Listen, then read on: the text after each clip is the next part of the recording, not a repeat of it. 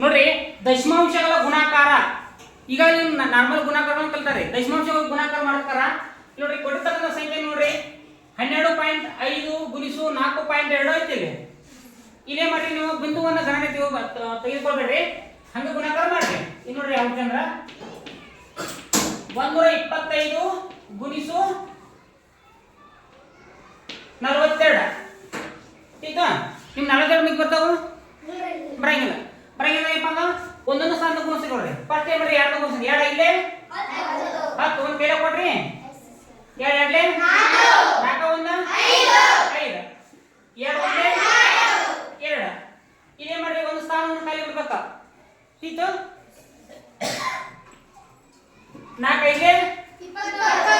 20 ಎರಡನ್ನು ಕೈಲ ಕೊಡ್ರಿ ಹಾ ಎರಡು ನೆನಪರ್ಲೆ 4 ಎರಡ್ಲೆ 8 2 10 ಒಂದು ಕೈಲ ಕೊಡ್ರಿ ಹಾ 4 ಒಂದ್ಲೆ 4 ಒಂದು ಕೈಲ ಐತಿ ನೋಡಿ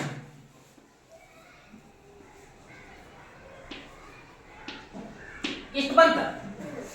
ठीक ಇಲ್ಲಿ ಪಾಯಿಂಟ್ ಎಲ್ಲಿ ಕೊಡಬೇಕು ದಶಮಾಂಶ ಬಿಂದುವನ್ನು ಎಲ್ಲಿ ಕೊಡಬೇಕು ಅಂತ ನೋಡಬೇಕಾಗುತ್ತೆ ಇಲ್ಲಿ ನೋಡ್ರಿ ಇಲ್ಲೊಂದು ಸ್ಥಾನ ಬಿಟ್ಟು ಕೊಟ್ಟಾರ ಇಲ್ಲೊಂದು ಸ್ಥಾನ ಬಿಟ್ಟಾರ ಎರಡು ಸ್ಥಾನ ಬಿಟ್ಟ ಎರಡು ಸ್ಥಾನ ठीक ಇಲ್ಲೊಂದು ಸ್ಥಾನ ಒಂದು ಸ್ಥಾನ ಬಿಟ್ಟು ಕೊಟ್ಟಾರ ಇಲ್ಲೊಂದು ಸ್ಥಾನ ಬಿಟ್ಟು ಕೊಟ್ಟಾರ ಅಂದ್ರ ನೀವು ಇಲ್ಲಿ ಏನು ಮಾಡಬೇಕು ಅಂದ್ರೆ ಎರಡು ಸ್ಥಾನವನ್ನು ಬಿಟ್ಟು ದಶಮಾಂಶ ಬಿಂದುವನ್ನು ಕೊಡಬೇಕು ಅಂದ್ರ ನೀವು ಮಾಡ್ತಕ್ಕಂಥ ಲೆಕ್ಕ ಸರಿ ठीक ನೆಕ್ಸ್ಟ್ ಮುಂದೆ ಎಕ್ಸಾಂಪಲ್ ಕೊಡ್ತೇನ್ರಿ 25.16 ಗುಣಿಸು 3.5 ठीक ಇದನ್ನ ಏನು ಮಾಡ್ಕೊಬೇಕು ನಾರ್ಮಲ್ ಗುಣಾಕಾರ ಮಾಡ್ಕೋರಿ ಯಾವ ರೀತಿ 25 ಗುಣಿ 25 2516 ಗುಣಿಸು 35 ಬರ್ಕೊಂಡ್ರಿ ನಂತರ ನೋಡ್ರಿ ಇಲ್ಲಿ ಗುಣಾಕಾರ ಮಾಡ್ಕೋರಿ 5 6 30 3 ಕೈಲ ಕೊಡ್ರಿ 5 ಒಂದೇ 5 5 1 3 8 5 5 25 ಎರಡನೇ ಮಾಡ್ರಿ ಕೈಲ ಕೊಡ್ರಿ 5 2 10 12 ಇದು ಸೂತ್ರ ಬಂತು ಇನ್ನು ನಂತರ ಏನು ಮಾಡಿ ಒಂದು ಸ್ಥಾನ ಖಾಲಿ ಬಿಡೋದು ನೆನಪೈತಿ 3 ಗುಣಿಸೋರಿ 6 3 18 ಅಲ್ಲ ಒಂದು ಕೈಲ ಕೊಡ್ರಿ ನೆನಪರ್ಲೆ 3 ಒಂದೇ 3 1 4 3 5 15 ಒಂದು ಕೈಲ ಕೊಡ್ರಿ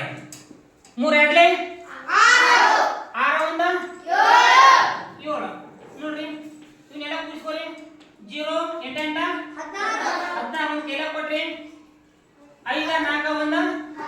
10 ಒಂದು ಕೈಲ ಕೊಡ್ರಿ 8 ಇಲ್ಲಿ ನೋಡ್ರಿ ಇಲ್ಲಿ ಒಂದು ಸ್ಥಾನ ಇದೊಂದು ಸ್ಥಾನ ಕೂಡ ಇಲ್ಲಿ ಎರಡು ಸ್ಥಾನ ಖಾಲಿ ಬಿಟ್ರಿ ಎರಡು ಸ್ಥಾನ ಬಿಟ್ಟ ಪಾಯಿಂಟ್ ಕೊಡ್ರಿ ಇಲ್ಲಿ ಏನ್ ಮಾಡಪ್ಪ ಅಂದ್ರೆ ಇಲ್ಲಿ ಒಂದು ಸ್ಥಾನ ಐತಿ ಇಲ್ಲಿ ಎರಡು ಸ್ಥಾನ ಬಿಟ್ಟ ಎರಡು ಸ್ಥಾನ ಬಿಟ್ಟ ಐತಿ ಇಲ್ಲಿ ಇದಕ್ಕೆ ನೀವು ಏನ್ ಮಾಡಬೇಕು ಮೂರು ಸ್ಥಾನಕ್ಕ ದಶಮಾಂಶ ಬಿಂದುವನ್ನು ಕೊಡ್ಬೇಕು ठीक 1 2 3 ठीक तिथला गुणाकार पाಯಿಂಟ್ ಯಾವುದು ಕೊಡ್ಬೇಕಂತ ಇದ್ಲ ಬರ್ಕೋರಿ